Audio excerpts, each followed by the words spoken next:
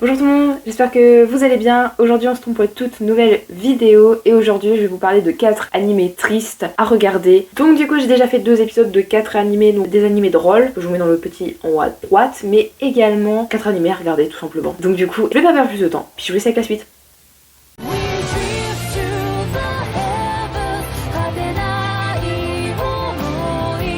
On va commencer par le premier animé qui est Tokyo Magnitude 8.0.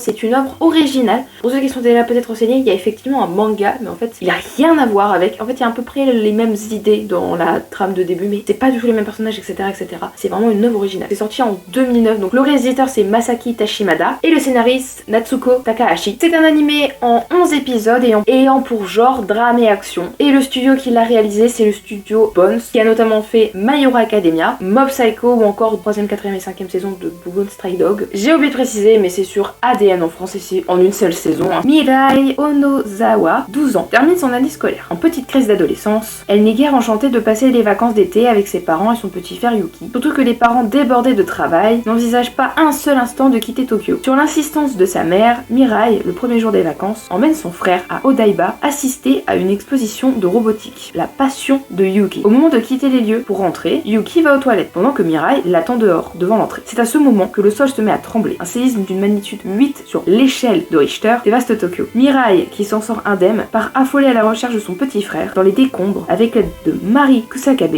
une jeune femme dynamique et altruiste que les deux enfants venaient de rencontrer. Donc voilà, une petite histoire de séisme comme son nom l'indique. J'ai beaucoup aimé l'œuvre, c'est pour ça que du coup je vous la partage. J'ai beaucoup été émue, je dirai pas les raisons pourquoi j'ai été beaucoup émue, j'ai eu des larmes qu'on voulait pleurer vraiment. Donc je fais que vous le conseiller, hein. N'hésitez pas à la regarder. Donc du coup on passe au deuxième, c'est l'animé Anohana. Je pense que pas mal de personnes connaissent parce que je trouve que c'est un truc assez connu. Donc pour ceux qui ne savent pas, Anohana c'est une œuvre originale qui est sortie en 2011. Par contre nous avons le manga qui est sorti en 2012. Donc le manga est une adaptation de l'animé qui est un animé en 11 épisodes. Le réalisateur c'est Tatsuyuki Nagai, le producteur Shunuke Saito et enfin la scénariste qui a également du coup écrit le manga, Mari Okada. Ça a été fait par les studios Ewan Pictures qui ont notamment fait Fairy Tail. Il est actuellement disponible sur Wakanim et Netflix et du coup sur Crunchyroll puisque Crunchyroll et Wakanim sont embriqués ensemble. Et le manga est en France chez Panini Manga. Donc les genres de ce manga c'est drame, tranche de vie, comédie, dramatique et tragédie. Et pour thème, puberté, deuil, fantôme, amitié.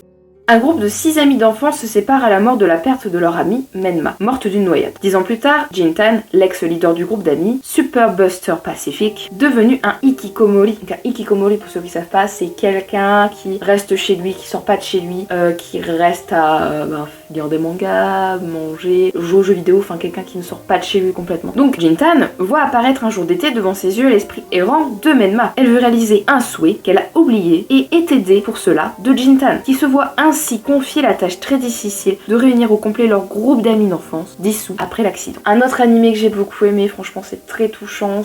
C'est touchant quoi, de se dire que des années après, tout ça parce qu'il a vu l'esprit de Menma, il va revoir ses amis d'enfance pour réaliser un souhait. C'est vraiment une histoire super bien écrite, c'est super touchante que j'ai beaucoup aimé, donc vraiment n'hésitez pas à aller la voir. Du coup je rappelle, hein, c'est sur Wakanim Crunchyroll et Netflix. Voilà, donc on va passer au troisième animé. Le troisième animé donc c'est Violet Evergarden, donc un autre animé je trouve assez connu, mais je vais quand même vous le partager, on sait jamais, il y a peut-être des gens qui connaissent pas forcément.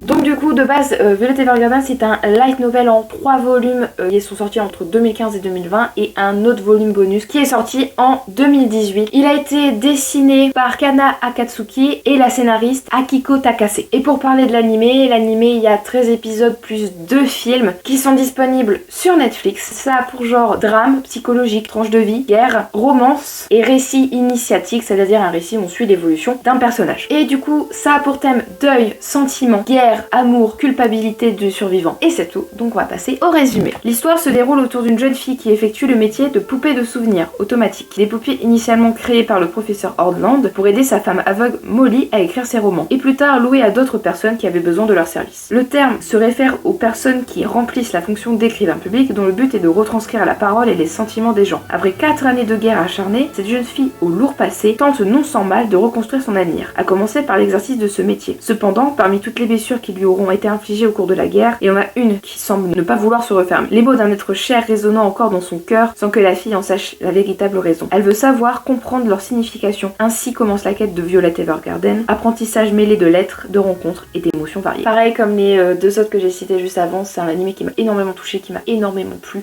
J'ai vraiment adoré, donc foncez-y, allez regarder, c'est vraiment pépite. Donc du coup on va passer au quatrième et dernier animé de cette vidéo qui sera Erase.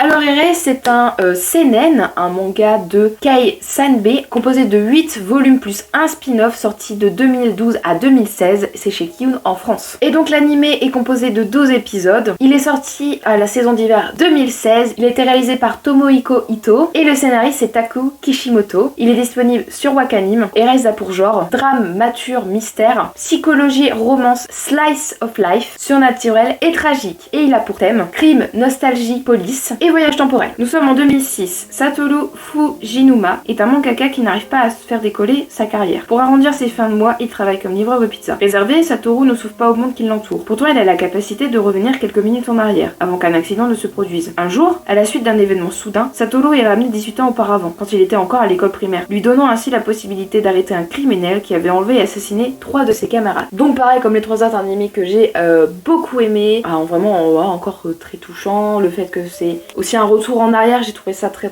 intéressant pour pouvoir du coup sauver ses camarades qui étaient malheureusement décédés, de savoir qui a fait ça, etc. C'était vraiment un super animé. Donc n'hésitez pas à aller le voir du coup sur Wakanim Crunchyroll. Donc voilà, c'est la fin de cette vidéo. J'espère qu'elle vous aura plu. N'hésitez pas à me dire en commentaire si vous avez d'autres animatrices à conseiller, que ce soit à moi ou aux autres personnes qui regardent cette vidéo. N'hésitez pas également à aller voir du coup les 2 autres vidéos que je vous ai citées en début de vidéo, c'est-à-dire la vidéo 4 animés drôles et les 4 animés que je vous conseille. Et sinon du coup nous on se retrouve la semaine prochaine pour une prochaine vidéo.